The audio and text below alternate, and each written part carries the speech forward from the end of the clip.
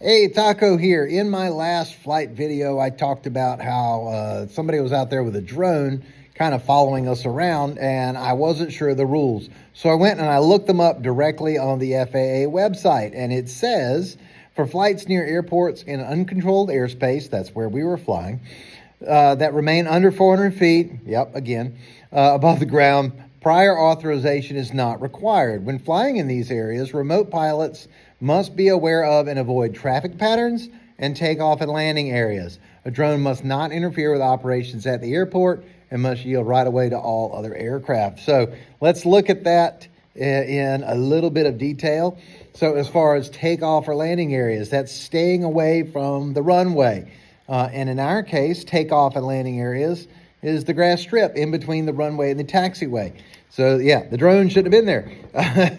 The other is avoid traffic patterns. Again, the drone should not have been in a traffic pattern. So, takeoff, landing, base, crosswind, downwind, all that sort of good stuff. And generally it wasn't. It was right around the taxiway area, except for the time it was near me. So yeah, not a good idea. And it says must not interfere with operations at the airport. So while it didn't interfere with operations, because it didn't keep me from taking off or landing, and it didn't interfere with anybody else, it was in the takeoff area and landing area and did not avoid the traffic pattern. So, and it must yield right away to all other aircraft, which it did, other than, getting very close to me, which I kind of expected because the recreational drone pilot had talked to us. It did yield right away. I didn't have to move to avoid it. So that's the nice thing. Was it a little close? Yeah.